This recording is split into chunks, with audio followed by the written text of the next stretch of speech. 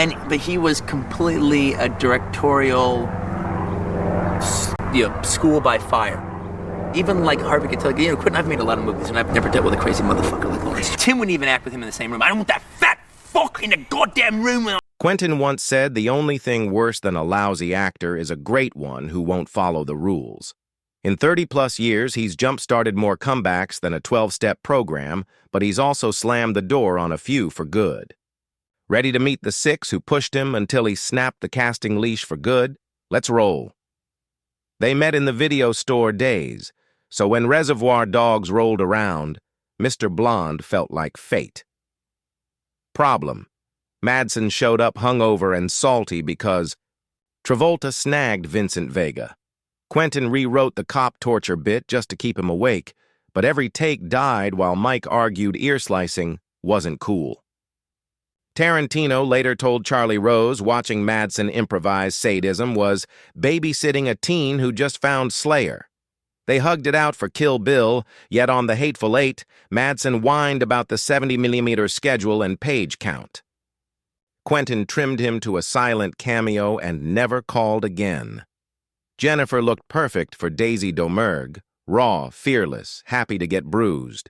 Then she treated rehearsal like off-Broadway, demanding 2 weeks of table work Tarantino doesn't do. Things boiled when she insisted on singing the opening song live. Quentin said no. The playback was baked into the score. She kept pushing, so he shot it twice, once with her vocal, once without, and used the lip sync in the final cut. Rumor is, he mailed her a DVD with a sticky note. That's why I'm the director. She still praises the film, but the two haven't spoken since the 2015 rap party. Bruce walked into Pulp Fiction a gift, an action star ready to play a broken-down boxer. Trouble started when Willis decided Butch should never blink.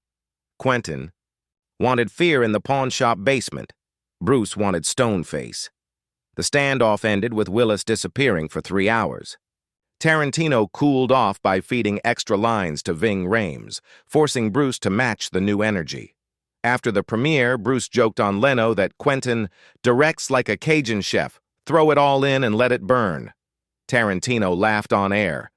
Told Miramax off-air he'd never write another middle-aged hero for him. Nearly 30 years, still hasn't. If these feel like firecrackers, hit like and subscribe. The top 3 involve real cops, fake entrails, and one guy fired twice in a week. Stick around. Quentin loves gore, not frat house antics. Shooting the fake Thanksgiving trailer, Eli cranked the blood cannon to 11 without warning. It rained into the next soundstage, ruining a green screen day for another crew. Quentin had to apologize, pay overtime, and scrub fake guts off communal gear. He kept the footage because it looked insane, but on the Blu-ray calls, Roth, the human spoiler alert, shows the trick before the magician finishes. They haven't teamed up since. Cast as the racist sheriff in Django, Bert arrived with a 40-page backstory he wanted wedged in. Quentin nodded through 2 table reads, then sliced the role to a cameo. Reynolds barked, "I didn't survive Deliverance to be an extra," stormed out citing heart trouble. Medical reports later showed 0 issues. Tarantino replaced him with Don Johnson overnight and publicly wished Bert a speedy recovery from his diva allergy. Bert told TMZ he'd rather wrestle gators than argue with a writer who quotes himself at lunch. Both men died with the grudge intact. Tierney's Joe Cabot terrifies us because the actor was genuinely scary. Day 1, he threatened to deck the boom-op for breathing too loud. By week 2, he'd blanked on so many lines, Quentin fired him, then had to rehire him when the Bond company insisted.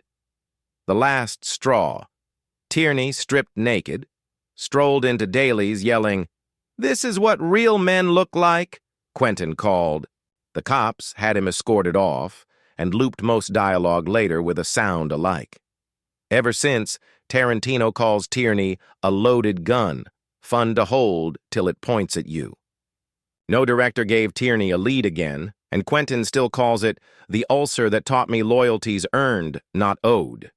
Conclusion: From diva meltdowns to ear-slicing debates, Tarantino's sets run on passion, precision, and a script nobody touches without permission. These 6 tested the rule and lost. Which bust-up stunned you more, Bruce the unblinking hero or Tierney the walking stick of dynamite? Tell me below. Smash subscribe for more Hollywood war stories. And remember, in Quentin's world, you hit the lines exactly, or you're gone before the blood hits the floor.